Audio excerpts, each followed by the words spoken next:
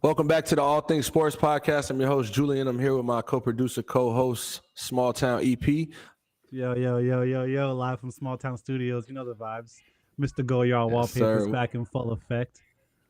Okay. And we got Big Kev, Raven Media's finest. Shout to Raven Media, shout to Big Kev, the man of many talents. He do the camera work. He got the sports takes. Man, go check him out. What's up, Big Kev? What's going on? Appreciate you having me back, as always. Nah. Listen, best friend of the show, Best family of the show, cousin, relative of the show. How y'all been, man? EP's coming off of a quick trip to New York. He was out here chilling with me in the city, and I know Kev was working.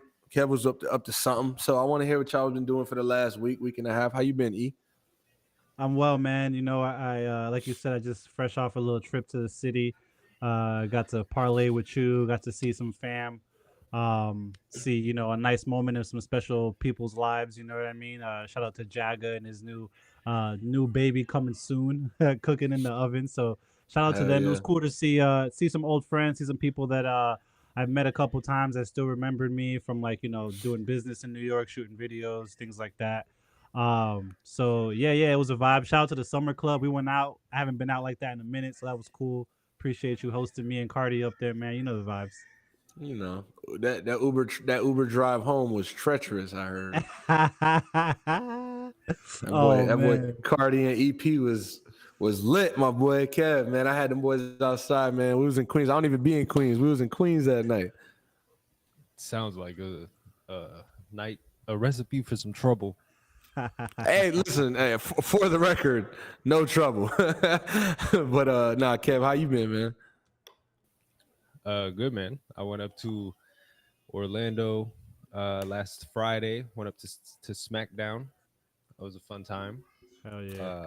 I knew you did something. I didn't remember what it was. That's why I kept it real vague. I wanted to get into this. Talk about it. Yeah, I went up to SmackDown. It was great. You were smacked. Drinks. Yeah, I had some drinks, before and during the event. And yeah, just had a great time. I started a Ric Flair woo at one point, so got it to go around the arena. So that was pretty cool. But yeah, I love going to those events just because it's like I used to love wrestling, and I still kind of keep up with it here and there. So I love the storyline that they have going on right now, Roman Reigns and the bloodline situation. So that was cool to see. I know he's not there every week, so for him to be there last week was cool to see, like him and Jey Uso go at it. You got the Usos and shit. That's dope, man. I mean, not to get too deep into wrestling, but the WWE's always done a great job of keeping things relevant and storylines on point. Obviously, they've had some ups and downs, but I feel like in the last 4 or 5 years, they've been able to kind of keep certain, like dealing with the AEW competition, because they've come in and done a great job. But like WWE's just still been able to stay top dog and throw amazing pay-per-view events and stuff like that. So shout out to that, man. It's nothing like it, because WWE fans are so passionate. Like you go to a Hurricanes game, you go to a Miami Heat game in the playoffs, like you're going to get that intensity from the fans where everything matters. And you got in wrestling, it's not like you're at the Pacers versus the Sixers game where you got Pacers and Sixers fans. Like you can have an old school wrestling fan who wants to see the new guys. You can have a Roman Reigns crowd. You can have the Daniel Bryan crowd. You know what I mean? And there's big crowds for certain wrestlers. So it's always cool to be in the same room as everybody. And like you said, starting chants and, just acting a fool. Everybody kind of goes back to their childhood when they watch wrestling and partake in shit like that. So I could appreciate it. Except now you can get drunk. and not feel ashamed for yelling out I guess another grown man's name. I don't know, Kev. What are you saying? No, I'm just kidding. Hey, for 3 hours you're clear of any. You get the pass. Any pauses? Yes. Yo, nah, man. So we last week we where were we at? Were we we was AFC East Jets, AFC East. Yeah. All right. Yeah, back in the NFC now. We got NFC North. NFC North now. Yeah, so we For got a the couple first time things. in years, a Roger list NFC North. This is crazy. I mean, for the first time, I mean, the Vikings have always been competitive, and it's always been a matter of like, can they win it this year? Is this going to be the year? But I feel like the favorite for the last decade or so, with the exception of a few years in between, And Aaron Rodgers and the Packers. and I would even say for the last 37 years, it's the first time the Packers don't have the best quarterback in the division. I'm listen. We'll get The into it. fact that the fact that we're looking at Kirk Cousins right now as what, top dog in that division. Yeah. I mean, I mean, numbers I don't wise, know. what he's I done. mean, I like Come on. I Jared. mean, I like Jared Goff. I like Jared Goff. I do you can too, like which we're going to Jared talk Goff. about him as well. You can like Jared Goff. Yeah, exactly. Thank you. Jared Goff. And the thing is, like, Jared Goff and Kirk Cousins are similar players as far as he's clicking up his grinder over there. They're My similar fault. players in the sense that they're just game managers, and they're not going to go out and do too much to win you the game, but they can handle the pressure. They can make the right throws, keep the team on pace to let the defense and the star players around them contribute to the wins. So that being said, last year the Vikings played really good, and Aaron Rodgers played his last 17 games in Green Bay as a Packer. He'll have do you guys play the Packers this year? Do the Jets play the Packers this year? I would imagine they do, right? No, They don't? I don't believe so. No, Wow. Oh, wow. I mean, I don't think we I have guess the NFC North. I think the NFL might have fumbled that right there if that's the case. But nonetheless, the Vikings went 13-4 last year and started off the season like 10-2 or so. They had a really, really hot start. They were the NFC's top team. The Eagles were the only better team, and they were undefeated up until like week 9 or so. And we kind of got to see the impact that Justin Jefferson has on this team and in this league. He'd won them games at points. Talk about that Buffalo game. And he's shown that, you can be that guy as a number one wide receiver on a team and have other players believe you're a top 5 guy in the NFL, if not one of the best players in the NFL. Let's kind of broaden things out, Kev, before we dive too deep. Did you have something? As far as the Vikings, Well, Manneris told me that you wanted to say something, so I just want to. oh He's over no, there. no. I don't think so. Okay. Where would you like to start? I mean, we can start with the 13-4 Vikings. We could start with the 3-14 Chicago Bears, the team that lost their quarterback, or a team in Detroit who, I mean, looks poised to win this division this year and possibly make a sneaky playoff run deep in 2023 going into 2024. Where do you guys want to start? I like Chicago. I like starting in the Windy City. What about you, Kev? We can start in Chicago. Chicago. Right. Like I said, this is a 3-14 team, and man, for them to get the first pick in the draft, EP, if you don't mind, mute up for me. They get the first pick in the draft after Houston, for whatever reason, beats the Colts in the last game of the season, gets a Hail Mary, the 2-point conversion and all that. And they had the first pick, and obviously they traded it, because they have their quarterback, and it was a very quarterback heavy draft. But they ended up with it, and you got to like what they got. We've talked about that all offseason, and after that trade happened, what they got for the Carolina Panthers trade, getting a guy like DJ Moore. I think they got 2 firsts and 2 – was it 2 firsts and 2 second, or 2 first and 2 – I think it was. do you remember off the top of your head? I don't. A first and 2 seconds. double check that E while we do it. But no, they got a nice haul and they got a premier talent at wide receiver. And I'm interested to see this year what Justin Fields is going to be able to make of all this, because we've given him the benefit of the doubt. He's had his excuses, and fair enough. Horrible offensive line, no weapons on the outside. Mooney gets hurt last year, and the defense isn't a strong defense per se, especially in a pretty competitive division. They've made moves to get Tremont Edmonds. They've gotten Chase Claypool. Mooney's coming back. They went ahead and got DJ Moore in the trade. There looks to be very much less excuses for Justin Fields to come out and not throw for at least 3,800 yards.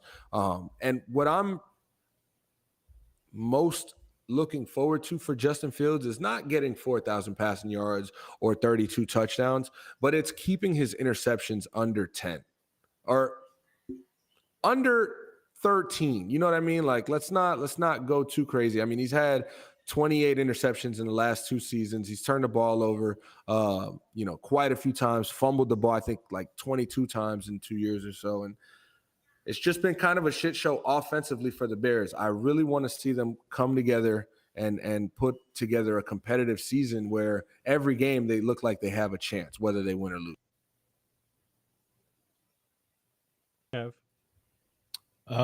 Yeah, I think, like, as far as Justin Fields, is like you said, like, can you limit the turnovers?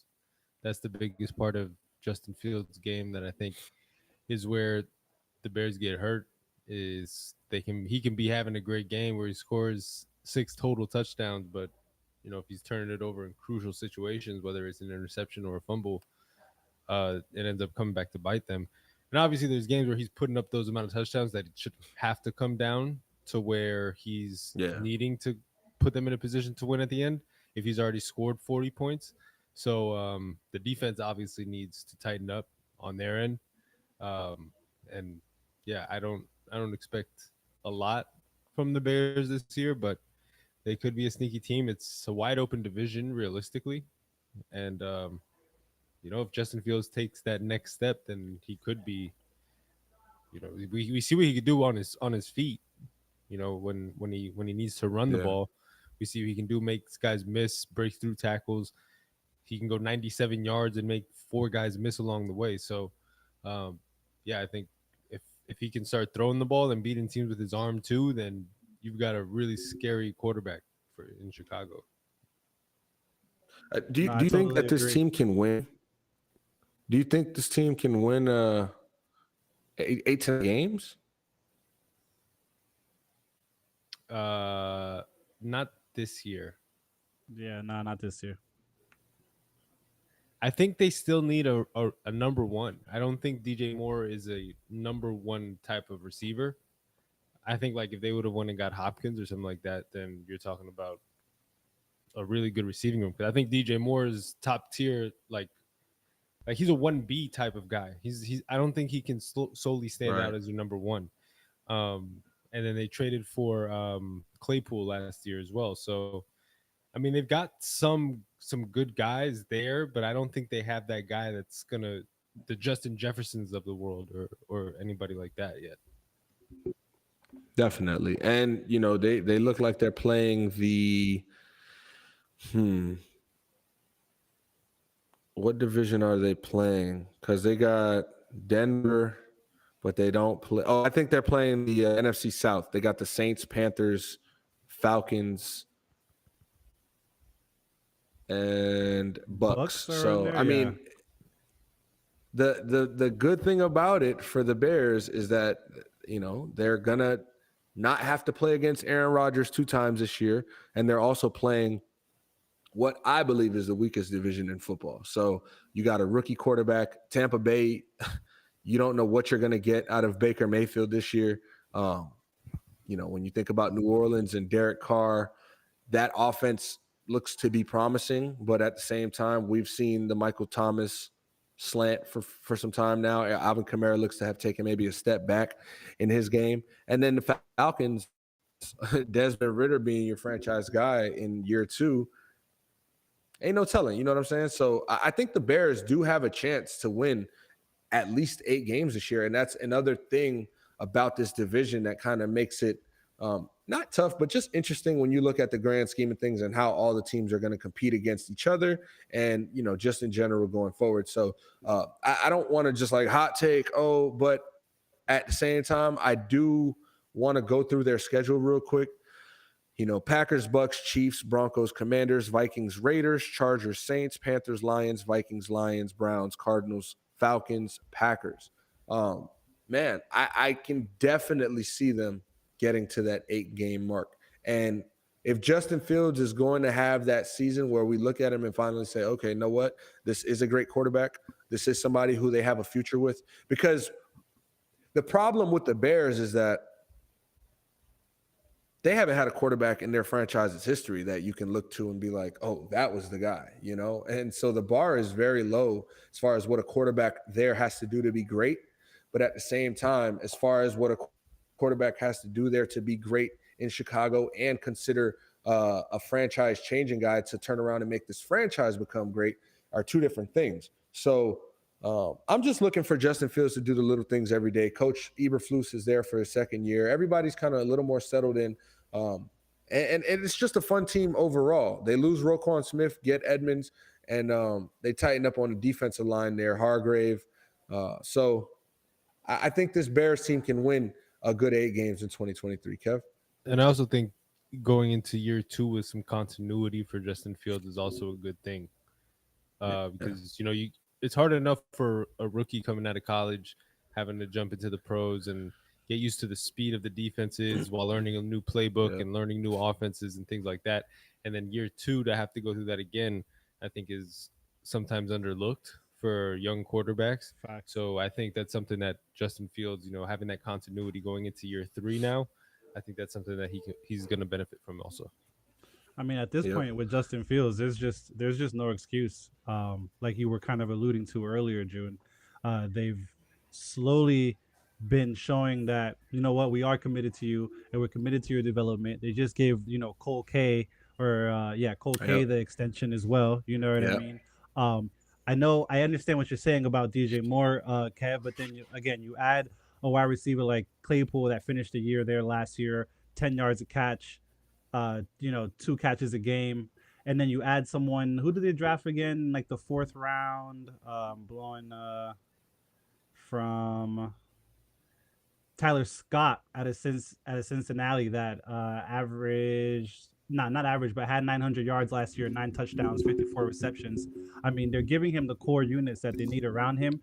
We already seen that behind Lamar Jackson, I mean, he's the best rushing quarterback, to be honest. I mean, that's point blank, period. But we need to see how he develops with his arm. We need to see the arm talent develop. We need to see him beat teams with his arms, not just with his feet, as we've been seeing. So I think that the success on them again is gonna rely on how successful he is with the ball, throwing the ball specifically. And they've put the weapons there, and it might not click this year. I don't think 8 or 9 games. But I could see them. I can see them going from 3 wins to 6 wins this year for sure. Yeah, 6, nice. And I'm not confident when I say 8, 9 games. 9 is by far a stretch. 8 is even a stretch. But to get to that 7, 8 is like, to me, if I was a Bears fan, I would be hopeful that we can get to that point. As far as just competing within our division and then luckily playing the worst division in football. Kev, real quick, as far as E's point on the best runner as a quarterback in football behind Lamar Jackson, do you say true or false to that? It's type a trick question. Well, yeah, I saw your face and I was thinking in my head, I was like, I bet he's thinking he might be better than Lamar. I mean, it's what I saw. I'll tell you that. I'll tell you that. And it is a little bit different, I think, like the way they run. I think Lamar is more like an elusive, and Justin Fields is just like, he can elude you, but he's also not scared to just. He's downhill as well, yeah. And I think Justin Fields might be top speed faster. I think Lamar's a quicker guy, way shiftier, quicker, better footwork. And to Lamar's respect, he's a better passer. So he's not a running quarterback. And that's the difference between Justin Fields and Lamar. So like Justin Fields should be a better running quarterback because that's what he does. Lamar Jackson is a passer of the football who can run and will if you let him.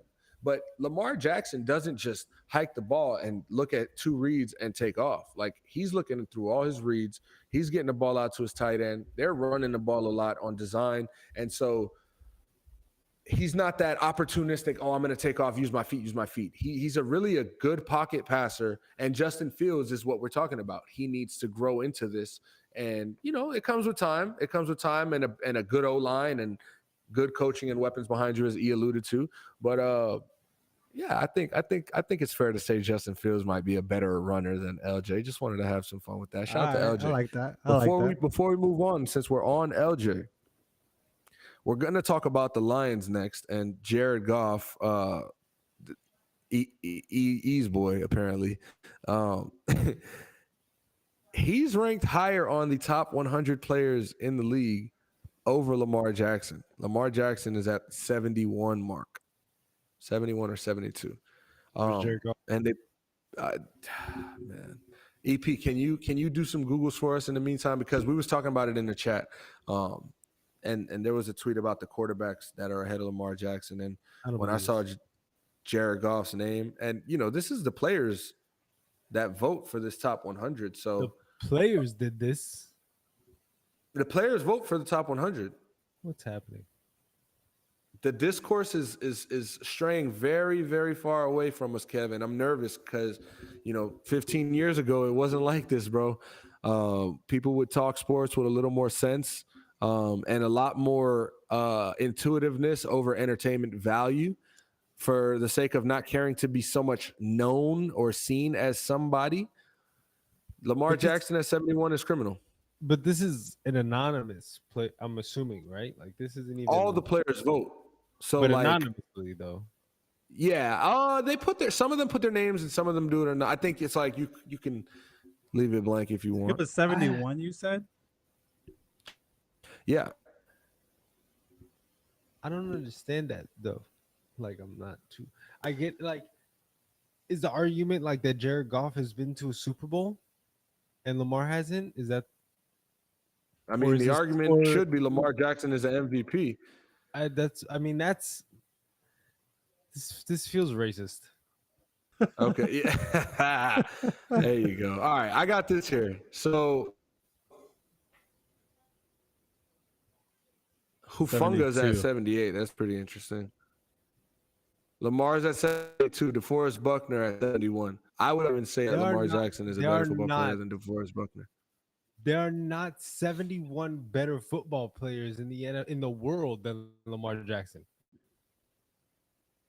That's crazy. I know. And this is why I brought this up. If you can't, oh no, you have your phone on the thing. I'm gonna find. Okay, I'm looking at it right now. Oh, so what I wanted to share with you guys was that in the group chat there was a tweet. It's like a specific tweet that shows the number, the quarterbacks and their rankings that are above Lamar Jackson. I'll find it and we can go. We can continue on for now, and I'll bring it back up. But let's move on to the Lions. Did we not just see that team without him? I'm very confused. All right, whatever. Keep going. Yeah. Oh, before we move on, real quick. Week 1, Bears, Packers. I got Bears winning. Continue. This is in Green Bay, or where is that? This is in Chicago. Okay. But I guess we'll get to the Packers. That's going to be a fun game. We'll get to them. The Lions, man. The Lions is a team that kept the Packers with Aaron Rodgers out of the playoffs. And, they earned my respect when I saw the way they turned things around last year and, how coaching one of the better staffs in the league with Deuce Staley at the time. He's since moved to Carolina to become an assistant coach to Frank Reich. But, man, I mean, they have a pretty good coaching staff. Aaron Glenn's defense was like getting shitted on at the beginning of the year for having one of the worst defenses in the league, and they somehow turned things around toward the end of the season. And when they found out that they didn't have a chance to make the playoffs, but the Packers could have made the playoffs if they lost to them in the last game of the season, Aaron Rodgers' last game as a Packer. They said, listen, bro, we're going to go and spoil this in Lambeau. And they handle business. So for that, they earned my respect. I'm very excited to see what they're going to continue to do this year. They've traded DeAndre Swift, move on from that. They drafted Jahmyr Gibbs, obviously Jared Goff at the helm. Jameson Williams, being suspended. Jameson Williams, I should say, being suspended first 6 games and dealing with another injury is a bit, sorry for the camera, is a bit worrisome for me. Because when I look at a guy like Jameson Williams, one of those speed burners, right? You know, John Ross, shout out to John Ross, got drafted in 2017, ran the 4.2 or whatever, and still holds the record for fastest 40 in NFL history. He just retired. I mean, he dealt with injuries after injury after injury, and ultimately that was one of the biggest parts of his career not blossoming into what it maybe could have been. There were definitely other reasons, but a guy like Jameson Williams, who's such a burner, those guys get hurt pretty often. If you notice, they're really skinny. They deal with a lot of hamstring, ankle stuff, and he's a second-year player who barely played his rookie year, is barely going to play this second year. He had, to me, I'm gonna take this season with a grain of salt again, and he can have a great impact toward the tail end of the season, and if they make the playoffs. But next year, like, I'm excited to see, not excited, but I'm intrigued to see how he finishes off this year, goes into the offseason, into training camp, and then comes out next year. Obviously, that's very far from now. We're talking a year from now, but it's just guys like that get drafted so high and have things kind of, right there at their disposal. It's unfortunate. Calvin Ridley's coming back. He looks great, and I think he'll make the most of his opportunity and learn from his mistake. It's sad to see that Williams had to do this, but where do you guys see the Detroit Lions ranking up, not just against the NFC North, but against the NFL this season? Are they a true playoff team? Are they just contending for the playoffs? Do you think that this team can go and win the Super Bowl this year? What is the outlook for you guys? Kev? It's tough, right? Because, like, the Lions, so it's hard to, like, see them and be like, yeah, I think they're gonna be good. But, like, it feels like this is the year for them to go win the division, but I don't think they're going to. I think they're gonna compete, and I think they're gonna be, like, right there for the playoffs. Maybe have, like, that week 17, week 18 type must win type game, kind of like they were to like, win, yeah. Kind of the similar situation to the one they were in last year. I don't know. I think that I think DeAndre Swift was a good back for them. But I think that's gonna hurt them losing him. But yeah, we'll see. I guess it's the Lions, so I think obviously with Dan Campbell there, they've been biting ankles and stuff, and they've been doing a good job of getting down and dirty, like you said when he first got there. But so they're going to give you a fight. They're going to put up a football game. They're not going to go out there and just lay down. But right. I don't know. I'm not like. I get the sentiment. As far as it being hard to expect from Detroit, right? Like, this team has never been good in our whole life, kind of thing. And I think they're like a. I think who's they're to like say a next year they 9. won't? I think they're like a 9-10 win type team, like on the verge of 10. I think more 9 is like closer to where I'm thinking they're going to end up. But I like it. Yeah, I'm excited to see the upgrade on the defensive side of the ball. That was a very, very poor defense last year for the most part. They started to turn things around toward the end of the season, but, I mean, that season started off bad. They were letting teams score 30 a game, and their offense was really competing, and that's what kept them in games. But, you got guys like Malcolm Rodriguez, who made his name in training camp last year and through Hard Knocks. You got Aiden Hutchinson.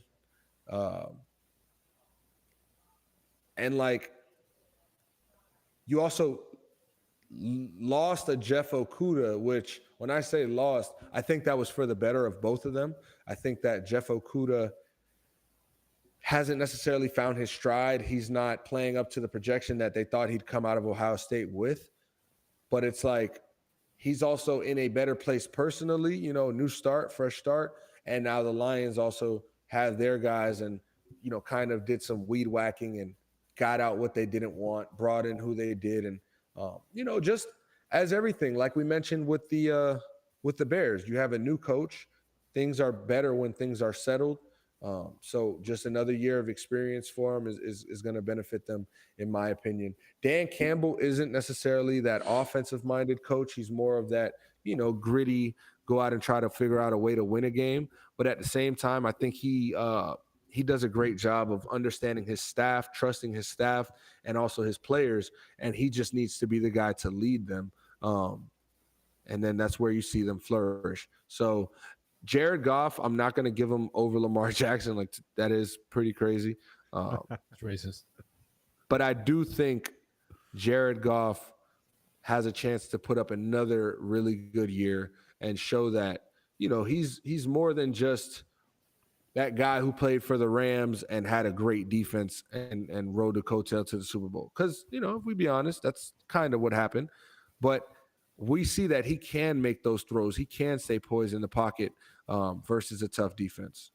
We kind of just went in on Jared Goff a little, and I will say the last quarterback that we went in on last year when we were doing these previews had a pretty solid year. So Jared Goff, go prove us wrong and make us 2 for 2.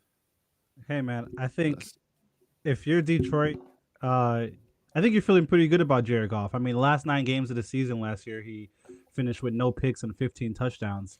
I mean, what more can you ask for from a former number 1 pick at this point in his career? You know what I mean?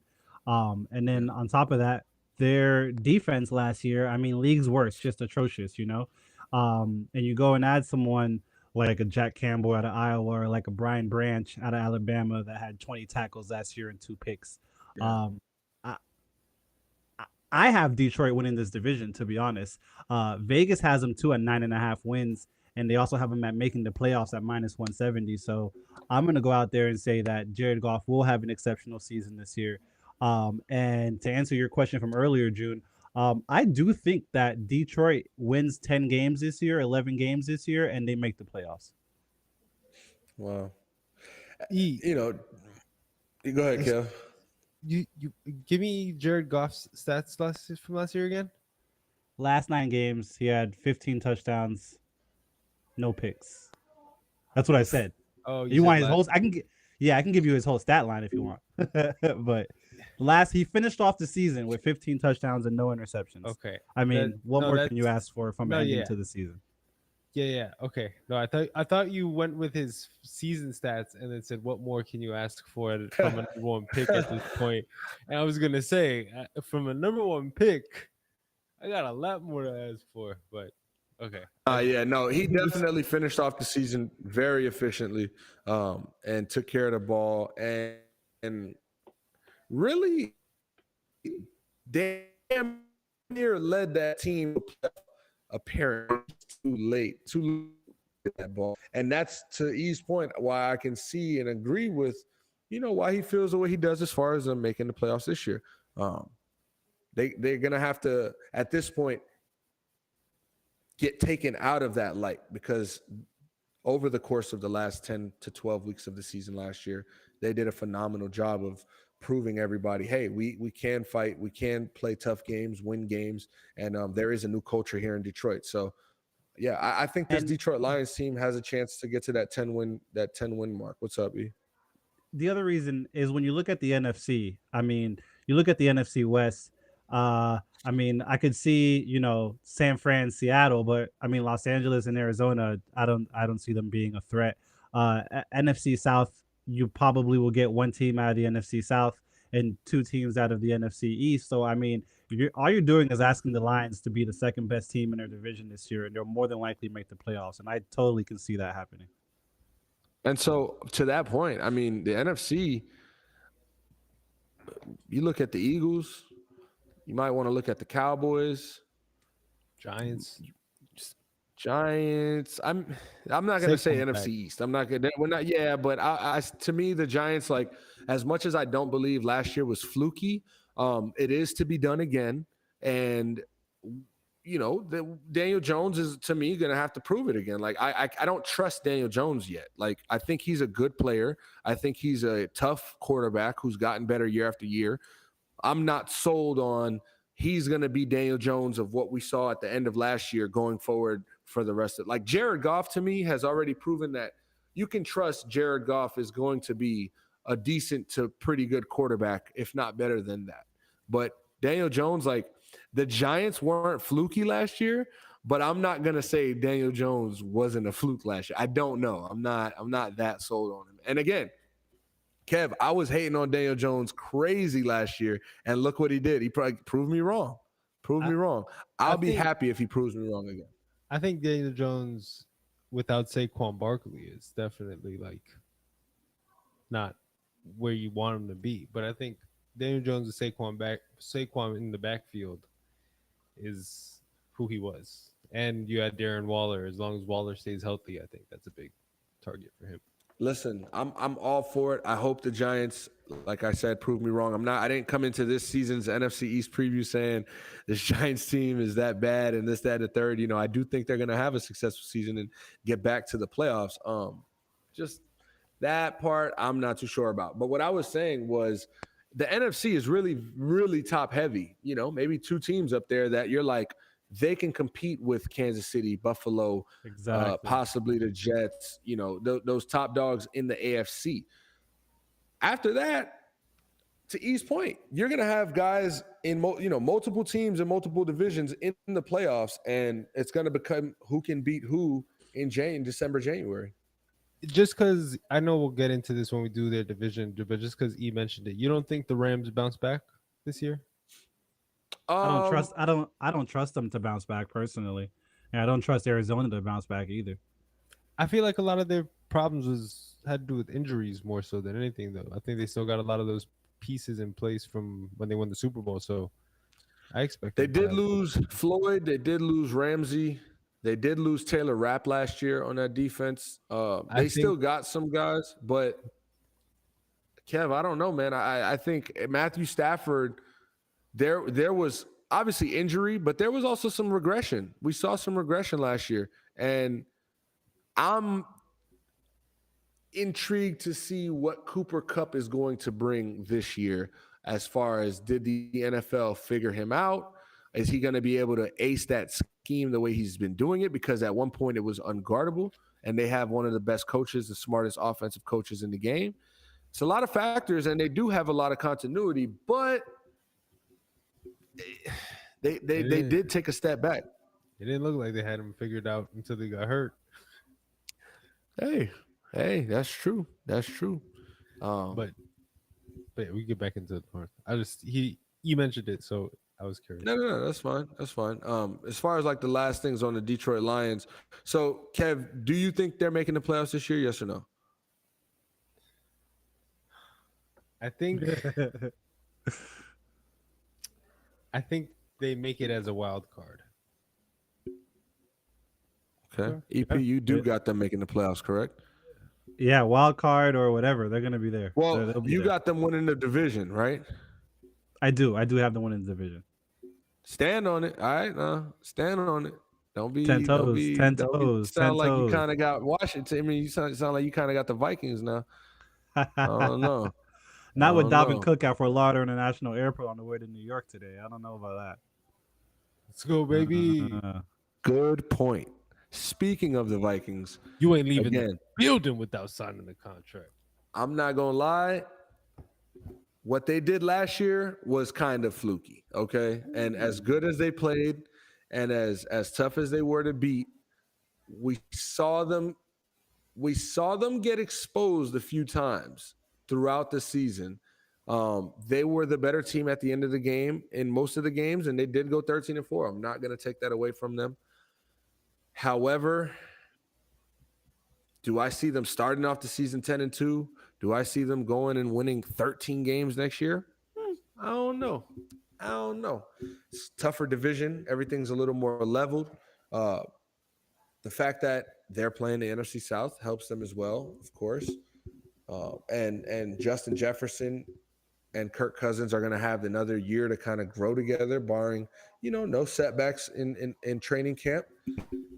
But to E's point, Dalvin Cook, and we know that he was not their sole offense, right? And even like a Madison comes in and really balls out in Dalvin Cook's absence, and they find a way to run that ball regardless because they do have a good offensive line. But that's still a key piece on your team, Dalvin Cook is. And he's that X factor type of guy that when you have to game plan for a Dalvin Cook, it's not game planning for a good run game. It's like they have a good run game, but also we got to tackle Dalvin Cook at the end of the day. And that's not the easiest task. So he just kind of makes things a little more complicated for a defense where you're taking that away now. And I'm going to be intrigued to see how Kirk Cousins plays with a non-top tier running back in this league. I mean, I feel like we've seen Kirk be Kirk Cousins. Like, he's been a good quarterback in this league since he came in for Robert Griffin. So I just think the difference now is he has Justin Jefferson, who I think is the best receiver in the league. And he showed it to you in Buffalo with the just throw it up to me. Like, 4th and 18. That's the play. The if you watch quarterbacks, the play is literally I'm gonna have one-on-one coverage, just throw it up and go just try to go get it. Like, you can only do that with so many people ever in the league. Just throw the ball up and hope they come down with it. And so I think having that guy in that security blanket, that's a literal security blanket, just being able to throw the ball up to Justin Jefferson. I've never seen a man rip away a ball from somebody's two hands with one hand while falling and being off balance and not having a full grip on the ball. That was the craziest catch I've ever seen in my life. It wasn't, but I'll let you go with that since we're talking about the NFC North. Odell Beckham Jr.'s catch was way better, but it was also 3 fingers, and Drake made a fucking bar out of it. But I mean, just when shit look out of reach, I reach back like 1-3, like 1-3. Yeah, there's no Bills. There's no when it's 4th and long. There's none of that, bro. Drake can't flip the Jay Jettas. I don't know. I don't see it happening. But no, listen. The catch was amazing, and for that to be like one of the things Justin Jefferson has done, like, this guy is a route runner. This guy can burn you on a fly. He has hands. He can get the jump ball, back shoulder, and yards after catch. So as far as best receiver in the league right now,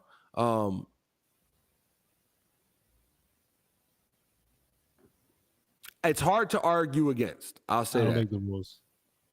I'll say it's hard to argue against.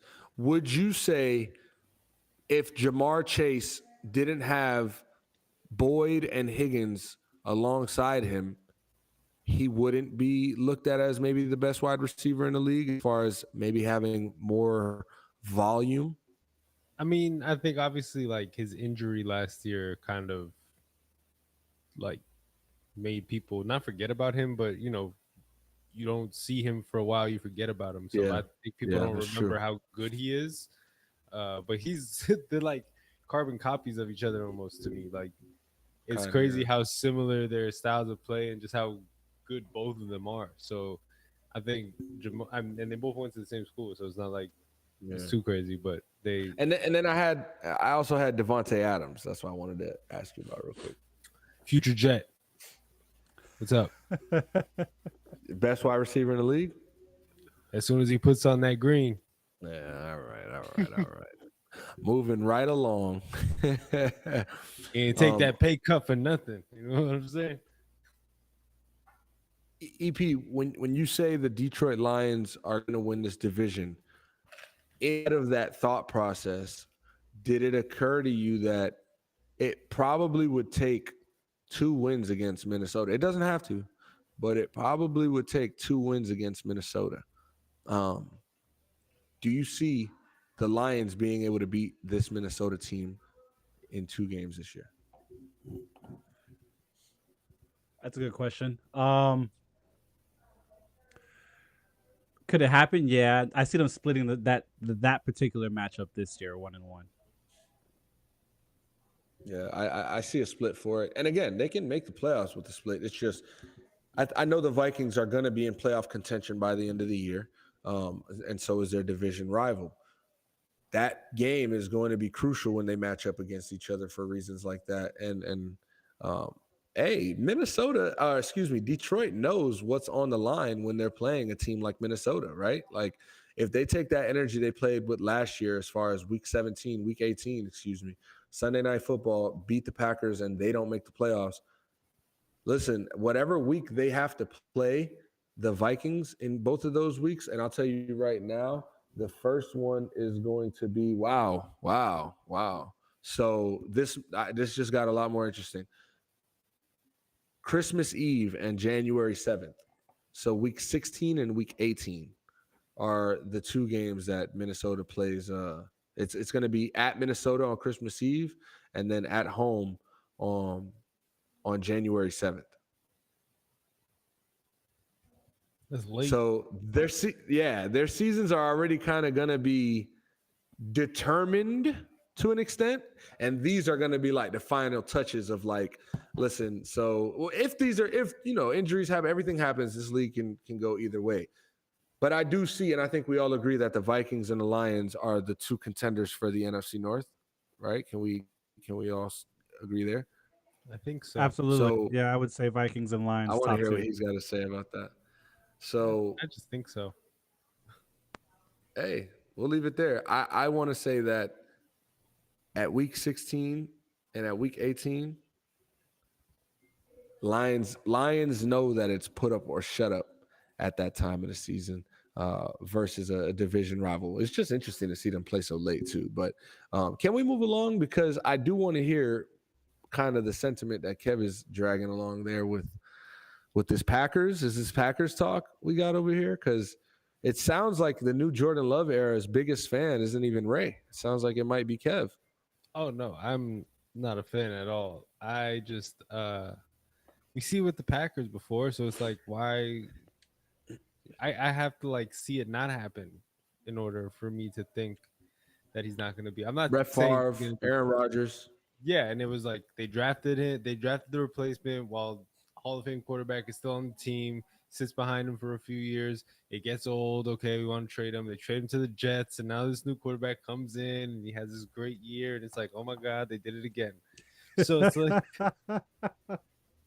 I mean, So Jordan you Love is a Hall see- of Famer, future Hall of Famer. I feel you. if It, I mean, it might be written. It and might in be written. 14 years, whatever quarterback they draft in the first round and with a 20-something pick is going to be the next guy And up. Jordan Love is a disgruntled star. Yeah, exactly. It's All right. gonna.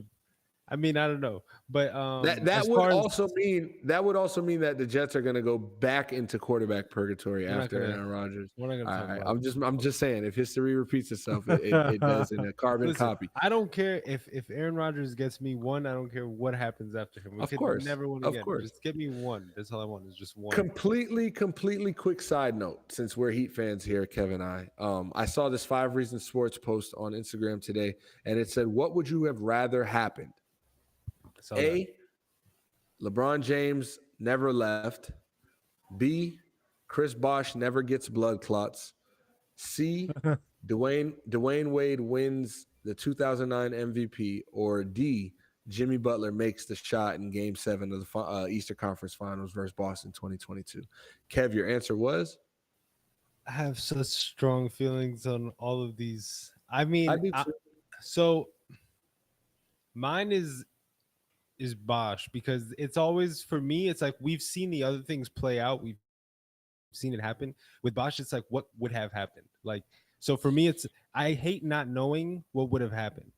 So that's why that would be the answer for me. But the one that they left off the list is LeBron scoring 8 fucking points in Game 4 of the NBA Finals. That's the one thing in Heat history that I wish could have Never not fucking happened. happened. Give me Yeah. 15. Yeah. Give me Yeah. 14. We win the game. Yeah. And Wade wins the Yeah. Finals MVP. So that's the one thing. And we have 4 instead of I definitely commented. Shout out to Ethan Skolnick and 5 Reasons Sports and all the contributors over there. I definitely said Jimmy Butler.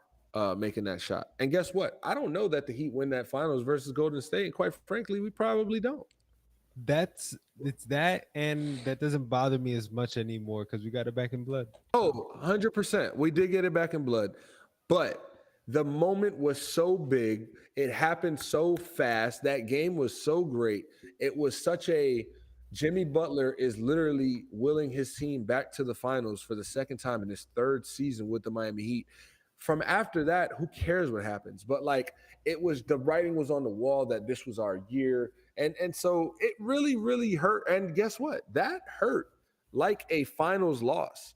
Like that really hurt like a finals loss. And it took for us to beat Boston in 2023 for that to really finally evaporate. But the one that I'm stuck on is LeBron James not leaving. I mean, if you're going to talk about Chris Bosh and his blood clots and what could have come with, him and Dwayne Wade and Dragic, maybe some Joe Johnson, Luol Deng action there. I get it. But like we're going to 3 more finals. Like we literally saw what LeBron James did in the same Eastern Conference for the next 6 years. Yeah, no. I mean, if LeBron stays in Miami for the rest of his career, I don't know that we're not in every finals since he's like seriously. Here. So like that's the one that I truly like. Yeah, of course I would love for LeBron to have never left, but LeBron leaving didn't hurt me as much as Jimmy Butler missing that shot. It didn't. And Chris Bosh getting his blood clots. Like these are things. Obviously, the Wade 09. I don't remember where I was in 09 or 2010 when Wade got snubbed. Oh, that's upsetting for me. It was definitely a school day or so. It wasn't. I'm just saying, like the LeBron leaving Miami notification. I'm coming home. Sports Illustrated. The Jimmy Butler May 29th, 2022 missing the shot, and the Chris Bosh random Bleacher Report notification we got to our phone saying that he's being shut down and it's possibly career ending. Like I remember where I was driving that day. So hey man, can we go back to the Packers? Yeah. Okay. So Kev, I want to know, why do you think the Packers are going to win this division? Is it just because of history repeating itself? I don't think the Packers are winning the division. Okay. Let me clean No, for the record, I think the Vikings are going to win the division because Justin Jefferson. But I also like that they got TJ Hawkins. They have TJ Hawkinson in Minnesota, right? Yeah. Did Detroit trade him to Minnesota? Am I tripping? No, they're not tripping. Detroit drafted him. Right, they weren't gonna sign him, and then they ended up. But they traded him to the division. They drafted another tight end, I think, this year. That must have been like their only offer for him. Whatever. Hey. But they I think Green Bay. It's like it does. I think come down to Jordan Love at the end of the day, as it does for many teams, come down to their quarterback play. I mean, it's as simple as that. Really, at the end of the day, you're the quarterback of the team, and it's really the defense hasn't. I don't think there's been many changes on that side of the football for them, as far as they did lose Adrian Amos with older, with the Jets, older safety, and unfortunately, oh no, he's not hurt. Chuck Clark got hurt, but go ahead. Chuck Clark is hurt, yeah.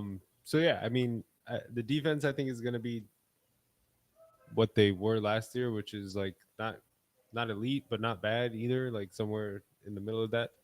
And yeah, I think it's just like we'll see what LaFleur does, I guess. With what I'm kind of excited to see is the Jordan Love era in full effect, right? Like we got to see the Sunday Night Football game. It was an amazing game when the Eagles, who are the NFC representatives in the Super Bowl, played a really good game against Aaron Rodgers for the most part of the game, and then Aaron Rodgers goes out with an injury. Jordan Love comes in and like flashes of like some greatness there, and obviously very sample size. We never really get to see him show his full colors, and LaFleur opened the playbook up for him. This year is it's up to LaFleur and Love to build that chemistry and that relationship and show the league that he has supreme arm talent, can make all the throws, understands the scheme, understands reading defenses. And I don't think Jordan Love is going to put that all together year one as a starting quarterback in this league. And we shouldn't expect him to.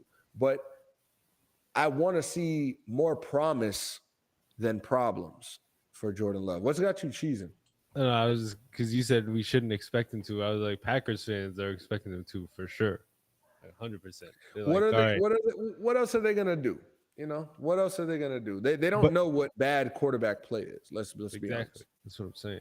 But also And I those get that. those games where like the starting quarterback gets hurt and backup comes in and has a great game. Like I take those with a grain of salt. Like obviously, you'd rather the quarterback do good than bad, but in those situations where a team is game planning for somebody else and then backup comes in and it's a different type of scheme and a That's different type true. of game That's plan. true. To me, I always take those with like obviously, the fact that he looked good is better than him looking bad. If he looks bad, then Right. it's just you might not have much there. But now teams are going to be game planning for him and what can he do and have there's going to be real game film on him, live, real live football action. So um, it's going to be how can he now adjust also to defenses and the adjustments that they're making to him in game and things like that. So, and LaFleur is going to have to do that also. We're going to see how good of a job LaFleur does because since he's been Yep. in Green Bay, he's had Aaron Rodgers, and you don't have to do too much coaching with Aaron Rodgers. As smart as he is, there's like obviously a level of he can figure things out a little bit quicker than a guy who's just jumping in to the starting role for the first time. EP, what do you got on this Packers team here? 2023. I mean, we'll see. Really, Love looks good, but like Kev just said, we got to see what it looks like when there's being actual schemes thrown at his abilities and things like that. I don't really expect much.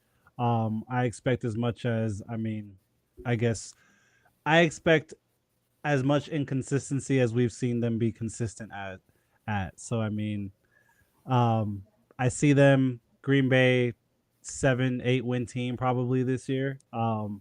They've obviously been in some sort of like a rebuild mode for the last couple of years. So we'll see without Aaron Rodgers now, we'll see what happens really. I don't really have much expectations for them though.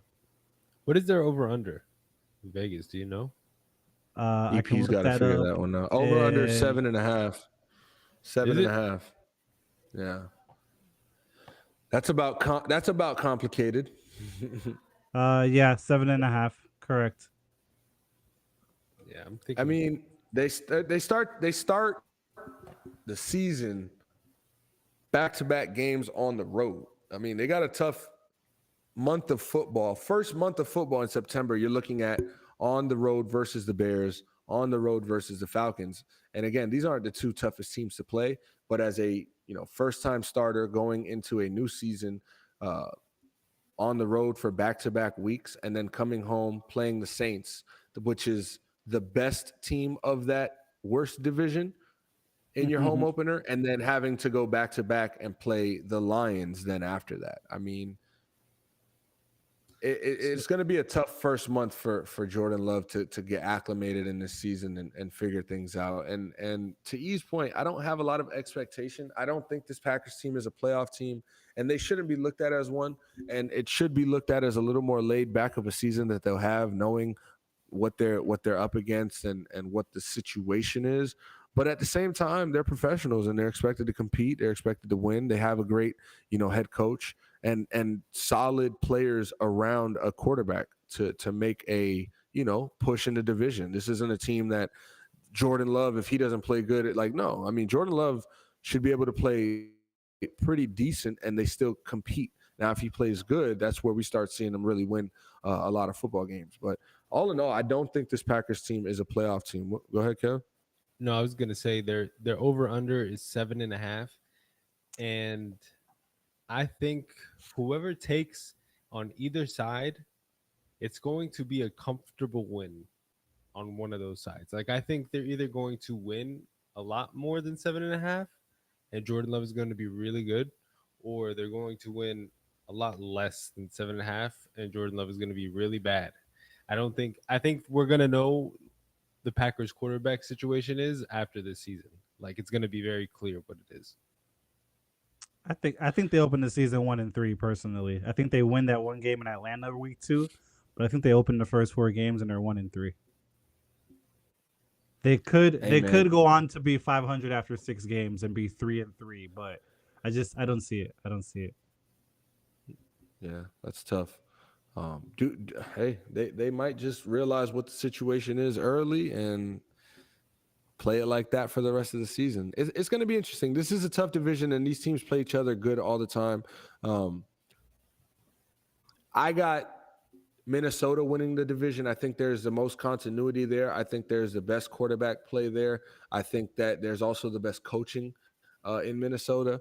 And they have the best player in the division in general. So with that being said, also you can't trust that Lions defense. Like Minnesota's defense isn't nothing to be, wowed about, but we've seen them play competitive in big games, big time games, and win and force turnovers. Minnesota, I didn't want to say it, it just popped in my head, came back from the biggest deficit in NFL history last year. We'll leave it there. And What was that again? nah, I listen. Go fact check it somewhere else. Bitch. I think it was against. The Duke Blue Devils. Hey, the you guys who? are having too much fun. You guys are having too much fun. Yo, not too much on Anthony Richardson. You heard? Not too much on the new start. I can't wait till we get to that Colts talk, bro. But no, I ultimately think the Minnesota Vikings win this division. And we could see a similar situation to last year, like last few games. Obviously, week 16 and 18 matchup, it's going to tell a lot. By that time, I do think the Minnesota Vikings are going to be a little more comfortable as far as where they're at in the playoff run, as opposed to Detroit. So I don't have much more on the NFC North. I'm not sure if you guys have any closing thoughts or want to say anything before we get out of here, but it was a good one. And next week, we got the AFC North. So Joe Burrow hurt in training camp. They're saying he probably won't be too bad, but he does have a lingering injury he's dealing with. We probably won't see him for the rest of training camp. We won't see him at all until hopefully week 1. And hopefully by then he's 100% healthy. But I'm excited to talk about him, Lamar Jackson, Deshaun Watson, and Kenny Pickett going into the season. Somebody tell God to turn injuries off on Madden. At least lower it to like 20. For real. Help a brother out. So, I mean, the only other thing I got is Otani staying in Los Angeles, Anaheim. I like to call him Anaheim. Otani staying in Los Angeles. Messi's down here running amok with Miami FC. Commercial Boulevard. And maybe Judge comes back this week. We'll see. Yeah, we need him back.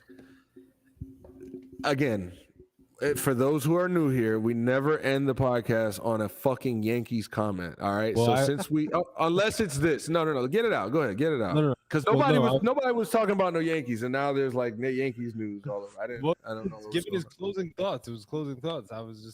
We will never close on the Yankees, but go ahead. We weren't gonna close on the Yankees because I've got closing thoughts.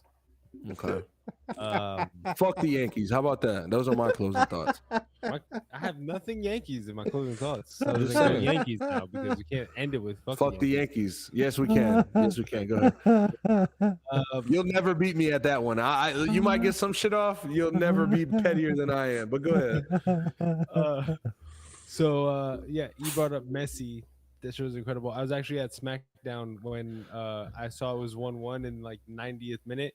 And so I was on Apple TV and got the notification and clicked play and saw the free kick. And I just couldn't help but start cracking up because 1, I was drunk, and 2, that was just the funniest shit I'd ever seen. What a debut. It's crazy. It's like everybody who paid $400+ you got your money's worth. Congratulations. That's like the first sporting event that I can think of that was like worth that kind of money to be at. But yeah, that was incredible to see that the way that ended, and then see him come in and start Yeah. second game and score Yeah. 2 goals in the first 20 minutes. So Yeah. yeah, he's him and Sergio Busquets is like, you can tell how much more of another level they're on. Yep. So that's crazy cool to watch, especially being like right in our backyard. But the other Shout to thing, Beckham. Shout to Messi. yeah, for real, big shout out to Beckham for making that happen. And the other thing, just because we got to keep it alive, can we get Dame already? Give it up for day 26. Can, like it's like, can we just can you just give it to us at this point? Yeah. But I'm sure it'll be done by the time, I heard it should be done before the Heat leave for the Philippines for their little training camp over there. So I'm hoping that it's done by then, because that would be nice to have a key piece of our team. And also, the whispers are, maybe the Heat find a way to keep Tyler Hero at the end of all of this. And I'm not saying that it's gonna happen, but I'm saying if they can make it happen, Love to see it. you know. And just the way that the narrative has changed.